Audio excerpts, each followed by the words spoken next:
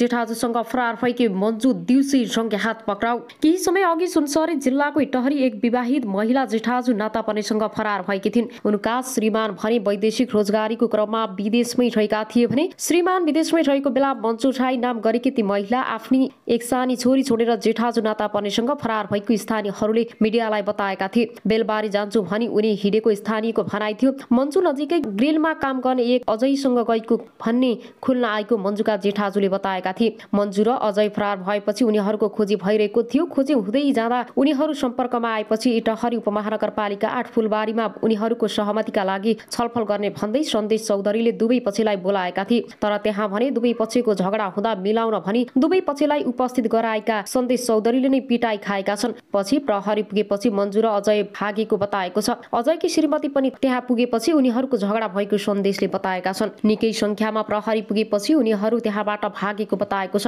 तर अजयकी श्रीमती तथा अन्य स्थानीयहरूले भने त्यहाँबाट उनीहरूलाई सन्देशले नै भगाएको आरोप लगाएका छन्। उक्त स्थानमा झगडा हुँदा सन्देशले पनि निकै कुटाई खाएका छन्। मन्जु र अजयकी जेठी श्रीमती बीच झगडा भएको बुझिएको छ। त्यस्तै क्रममा अजय र मन्जु भागेपछि भने सन्देशले उनीहरूलाई भगाएको भन्दै स्थानीय महिला र अजयकी जेठी श्रीमतीले सन्देशलाई कुटपिट गरेको बुझिएको छ। ती महिलाहरूले अजय र मन्जुसँग सन्देशको मात्र सम्पर्क हुनु र सन्देशले बोलाउँदा उनीहरू जहाँ पनि आउने भएकोले सन्देशसँग उनीहरू सम्पर्कमा नै रहेको र अहिले पनि उनीहरूलाई सन्देशले नै भगाएको हुन सक्ने उनीहरूको आशंका गरेका छन्। घटना प्रहरीसम्म यसअघि नै पुगिसकेकाले सन्देशले एक्लै दुवै पक्षलाई एउटा होटलमा बोलाउन सहमति गराउन खोजेकोमा स्थानीयहरूले सन्देशप्रति नै आशंका गरेका छन्। दुई पक्षलाई पनि निकै पछि मात्र भेट गराएको उनीहरूले बताएका छन्। यसअघि स्थानीयहरूले मन्जुसँग उनका श्रीमानको पहिलेदेखि नै त्यति राम्रो सम्बन्ध नरहेको उनले बताएकी थिइन्। पहिलेदेखि नै डिभोर्सको कुरा चलिरहेको पनि डिभोर्स भने नभएको उनीहरूको भनाइ थियो। एउटै घरमा बस्दै आएका पनि मन्जु आफूसँग राम्रोसँग नबोल्ने गरेको मन्जुका जेठाजुको भनाइ थियो। छोरीलाई पनि पिट्ने गरेको आफूले थाहा पाएको उनले बताएका थिए। अझ छोरीलाई त नभएको भए आफू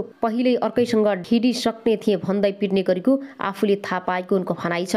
अब आउनुहोस् अर्को समाचारतर्फ लागौं। एमसीसी प्रधानमन्त्रीलाई राख्यो नयाँ प्रस्ताव। अमेरिकाले आर्थिक सहायता परियोजना मिलेनियम च्यालेन्ज कम्प्याक्ट एमसीसी बारे नेपालसँग नयाँ प्रस्ताव अघि सारेको छ। अमेरिकाका लागि नयाँ नेपाली राजदूत श्रीधर खत्री मार्फत प्रधानमन्त्री शेरबहादुर देउवालाई नयाँ प्रस्ताव अघि सारिएको हो। नेपालका राजदूत खत्री र एमसीसीका प्रतिनिधिहरूले बालुवाटारमै भेटेर यो सम्झौतामाथि छलफल गर्न 5 जनाको टिम बनाउने प्रस्ताव पठाएका हुन्। उक्त प्रस्ताव अनुसार एमसीसीका तर्फबाट 2 जना एमसीसीका विरोधी 2 जना र 1 जना मध्यस्थकर्ता गरी 5 जनाको टोली बनाइनेछ। 5 जनाको टोलीबीच सहमति जुटी एमसीसीलाई अघि बढाउने निर्णय गरिनेछ। यदि सहमति नजुटी प्रक्रिया अनुसार अर्को निर्णय गरेर जान सकिने प्रस्ताव गरिएको स्रोतले जनाएको छ। एमसीसीले 2 जना प्रतिनिधि आउनेछन्। 2 जना 5 दलीय गठबन्धनबाट नै दिनुपर्ने प्रस्ताव गरिएको रहेछ। स्रोतले नेपाल खबरसँग भन्यो 1 जना सरकारका तर्फबाट समन्वयकर्ता राखेर छलफल गरौँ भन्ने भएको छ। त्यो प्रस्ताव आएपछि प्रधानमन्त्री देउवाले बुधबार बिहान र साँझ 2 चरणमा माओवादी केन्द्रका अध्यक्ष पुष्पकमल दाहाल, प्रचण्ड र नेकपा एकीकृत समाजवादीका अध्यक्ष माधव कुमार नेपालसँग संशोधन गर्नुपर्ने बुदा मागेको स्रोतले जनाएको छ। एमसीसीका अधिकारीबाट राजदूत हुँदै छलफल गर्ने टोली बनाउने र त्यही सहमति खोज्ने प्रस्ताव आएको रहेछ। स्रोतले नेपाल खबरसँग भन्यो त्यही प्रस्ताव अनुसार देउवाजीले प्रचण्ड र माधवजीलाई बालुवाटारमा बोलाएर एमसीसीमा संशोधन गर्ने बुदा माग्नु भएको छ। त्यसो हुँदा एमसीसी सम्झौतालाई कुनै हालतमा संसदमा लग्न नहुने भन्दै विरोधमा रहेका माओवादी केन्द्र र नेकपा एकीकृत समाजवादी पार्टीबाट 2 जना सहभागी हुनेछन्। अनि सरकारका तर्फबाट सञ्चार मन्त्री वा कानून मन्त्री मध्ये 1 जना सहित 5 जना राखेर छलफल गराउन चाहेको देखिन्छ। गठबन्धन दल माओवादी केन्द्रका नेता देव गुरुङले वार्ता टोली बनाएर कुरा गर्ने कि भन्ने विकल्पमा छलफल भएको बताए। सरकारलाई उक्त प्रस्ताव आएको रहेछ। गुरुङले नेपाल खबरसँग भने वार्ता टोली बनाएर एमसीसी सम्झौताका संशोधन गर्ने बुदामाथि कुरा गर्न लगाइदिउँ। उनीहरू मान्छ कि मान्दैनन् हेरौँ। गठबन्धनको बैठकमा छलफलकै क्रममा यो विषय उठेको गुरुङले बताएका छन्। छलफलमा कुरा उठ्दा प्रधानमन्त्रीजीले पनि अमेरिकीहरू एमसीसीको विषयमा कुरा गर्न तयारीमा छन् भन्नुभयो।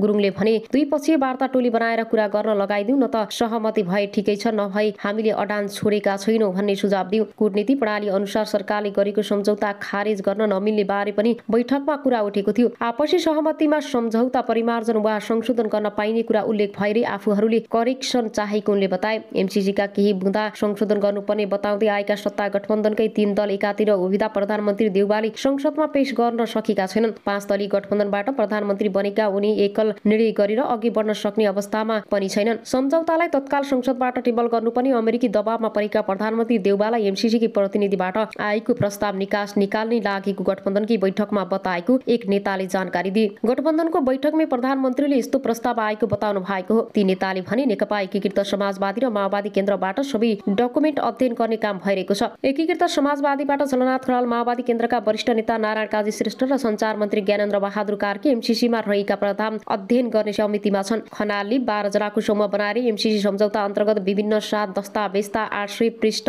अध्ययन गरिरहेका छन्। श्रेष्ठले पनि एमसीसी सम्झौताका विभिन्न डकुमेन्ट र विभिन्न मन्त्रालय रूपमा गरिएका छुट्टै सम्झौता अध्ययन गरिरहेका छन्। राजदूत मार्फत प्रस्ताव आउनु अघि प्रधानमन्त्री देउवासँग एमसीसीका अधिकारीहरूको टेलिफोन संवाद समेत भएको नेताहरूले बताएका छन्। यद्यपि यसबारे बालुवाटार बैठकमा सहभागी कुनै नेताले औपचारिक प्रक्रिया दिन मानेका छैनन्। प्रधानमन्त्रीलाई राखिएको प्रस्ताव अन्तर्गत बन्ने 5 जनाको कमिटीले पारित गरे एमसीसी अघि बढ्छ। स्रोतले भन्यो यदि 5 जना बीच कुरा नमिले स्थगित वा अन्य विकल्पमा निर्णय गर्ने अधिकार सरकारलाई जिम्मा छोडिदिने पनि कुरा आएका छन्। नेकपा माओवादी केन्द्रका नेता हरिबोल गजुरेलले एमसीसी अहिले संसदमा टेबल नगर्ने भद्र समझदारी भएको बताए। एमसीसी सम्झौता गठबन्धन बीच सहमति नजुटे पेश हुँदैन। गजुरेलले नेपाल खबरसँग भने अहिले भद्र सहमति भनेको संसदमा टेबल नगर्ने भन्ने नै हो। एमसीसी सम्झौता संसदमा ल्याएर पास गरिदिन्छ भनेर एमाले खोचो थापेको भन्दै कांग्रेस पनि सचेत रहेको छ। एमाले अहिले एमसीसी सम्झौता संसदमा टेबल गर्न मरि गए साथ दिँदैन। यो त उसले गठबन्धन फुटाउने खोचो थोपेको मात्र हो।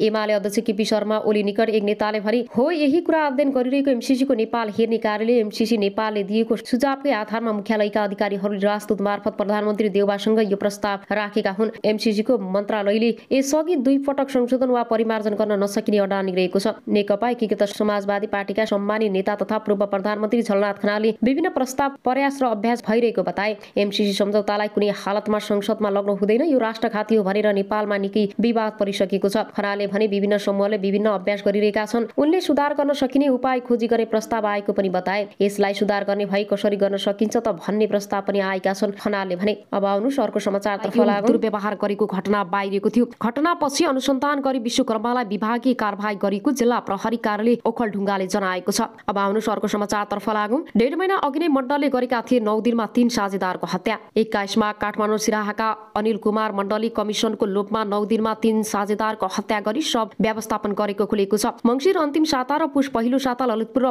मोरङमा गरी 3 जनाको हत्या भएको खुलेको छ। जिल्ला प्रहरी कार्यालय मोरङका प्रमुख एसपी जनार्दन जीसीले सुरुवातमा ललितपुरमा 63 वर्षीय मोहन लिम्बु मारिएको बताए। त्यसपछि राजेन्द्र कुमार श्रेष्ठ र शम्भु कुमार चौधरीलाई लिएर उनी विराटनगर आएका थिए। जीसीले भने राजेन्द्रको 5 पुष शम्भुको पुषमा हत्या भएको उल्लेख छ। ललितपुरको थेचोलो गोदामका लागि भन्दै लिएको घरमा हत्या गरेकै दिन मण्डल 2 जनालाई लिएर विराटनगर गएको जीसी बताउँछन्। ललितपुरमा लिम्बुको हत्या गरेको 7औं र 9औं दिनमा विराटनगरमा थप 2 साझेदारको हत्या गरेर कुबारीमा शव व्यवस्थापन गरिएको प्रहरीले बताएको छ। ललितपुरमा डोरीले घाँटीमा कसेर लिम्बुको हत्या गरेको पाइएको प्रहरी बताउँछन्। त्यसको व्यवस्थापनका लागि घर पछाडि खाल्डो खनेर शव राखेर माथिबाट ढलान गरिएको पाइएको छ। महानगरीय अपराध अनुसन्धान महाशाखाका प्रमुख एसपी वसन्त बहादुर कुँवर भन्छन् सूचना प्राप्त नभएसम्म नभेटिने गरी शव लुकाएको रहेछ। एसपी जीसीका अनुसार विराटनगरमा राजेन्द्रलाई धनपाल धान गाउँपालिका 7 स्थित कमलपुरमा जाने नहरमा उस्तै शैली प्रयास गरी हत्या गरिएको थियो। यो उनको शव भेटिएको कुबारीबाट 100 मिटर उत्तरमा पर्छ। चौधरीलाई चाहिँ शव भेटिएको स्थानबाट 100 मिटर दक्षिणमा हत्या गरेको खुलेको जीसी बताउँछन्। प्रहरीका अनुसार घटनामा संलग्न मध्ये मुख्य योजनाकार मण्डल सहित मोरङका अमित शाह र नासिर आलम पक्राउ परेका छन्। थप केही व्यक्ति फरार छन्। यसमा केही भारतीय नागरिक पनि संलग्न रहेको अनुसन्धान अधिकृतको आशंका छ। घटनामा विस्तृत अनुसन्धान भइरहेको जीसी बताउँछन्। मोरङको कुबारीमा 12 र 13 माघमा 2 जनाको शव भेटिएपछि यो घटना बाहिर आएको थियो। अनुसन्धानको सिलसिलामा बिहीबार ललितपुरमा पनि 1 थप जनाको शव भेटिएको थियो। प्रहरीका अनुसार 4 जना मिलेर जग्गा हाइड्रो पावर सिमेन्ट उद्योग लगायतका लगानी गर्ने तरिका थिए। अब आउनुस् अर्को समाचारतर्फ लागौं। पूर्वमा फेरि घट्यो अर्को सोच्नै नसक्ने घटना। पूर्वमा एउटा सोच्नै नसक्ने घटना घटेको छ। 22 वर्षीय युवा वृद्ध बुबा पाल्ने छोराको करेन्ट लागेर हेर्दा हेर्दै हात चुडियो। बिचारा बुबा धरधरी रोए। यो समाचारलाई पनि अन्तिमसम्म हेर्नुहोला। अब आउनुस् अर्को समाचारतर्फ लागौं। गठबन्धनमा प्रस्ताव एमसीसीको सुरुवाती सम्झौता मात्र लागू गर्ने भएको छ। केही दिन यता सत्ता गठबन्धन टुट्ने चर्चामा निकै तरावमा रहेका माओवादी केन्द्रका अध्यक्ष पुष्पकमल दाहाल प्रचण्ड बुधबार साँझ बालुवाटारमा निस्किँदा हर्षित देखिएका छन्। अमेरिकी आर्थिक सहयोग परियोजना मिलेनियम च्यालेन्ज कार्पोरेसन एमसीसी सम्झौता अनुमोदनका विषयमा सत्ता साझेदार दलहरूबीच कुरा नमिल्दा गठबन्धन भत्किने आकलन सुरु भएको थियो। तर बुधबार साँझ प्रधानमन्त्री शेरबहादुर देउवा, अध्यक्ष प्रचण्ड र नेकपा समाजवादीका अध्यक्ष माधव कुमार नेपालबीच भएको छलफलमा एमसीसी बारे मध्यवर्ती बाटो खोज्ने समझदारी बनेको छ। बालुवाटार स्रोतका अनुसार एमसीसीको सुरुवाती सम्झौतालाई मात्र कार्यान्वयन गर्ने विकल्पमा पनि छलफल सुरु भएको छ। ज्ञानेन्द्र बहादुर कार्कीको पालामा भएको सम्झौतामा एमसीसीलाई संसदमा लैजाने उल्लेख नै थिएन, तर केपी ओली नेतृत्वको सरकारले संसदको विषय बनायो। प्रधानमन्त्री देउवा निकट एक नेताले नेपाल खबरसँग भनी अब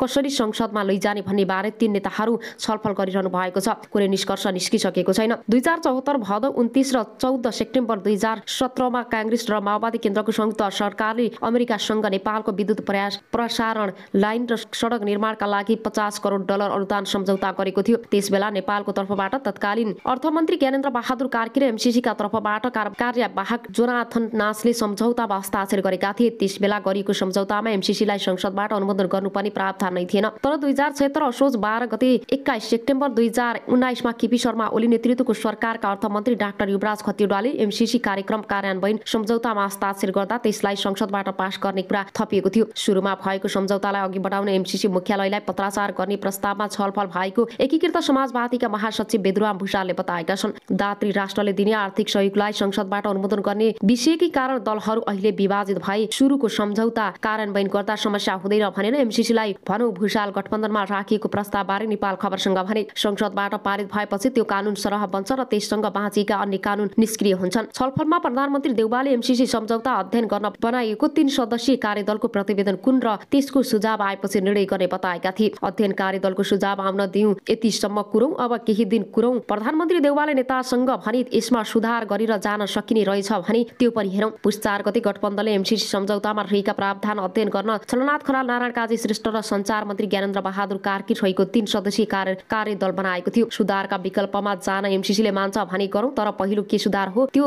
तयार गरौँ। देउवाको भनाइ उद्धत गर्दै नेकपा समाजवादीका एक नेताले भने अमेरिकाले भने सम्झौतामा कुनै पनि संशोधन वा परिमार्जन नहुने अडान राख्दै आएको छ। यद्यपि प्रधानमन्त्री देउवाले सुधारको कोसिस गरौँ भनेपछि समझदारीको वातावरण बनेको ती नेताले बताएका छन्। अब केही समय यही विषय अध्ययनमा जानेछ ती नेताले भने। त्यसअघि बुधबार बिहान पनि देउवा, प्रचण्ड र नेपालबीच छलफल भएको थियो। अब आउनुहोस् अर्को समाचारतर्फ लागौँ। पार्टीको यो घर अनिल मण्डल सहितको समूहले करिब 3 महिना अघि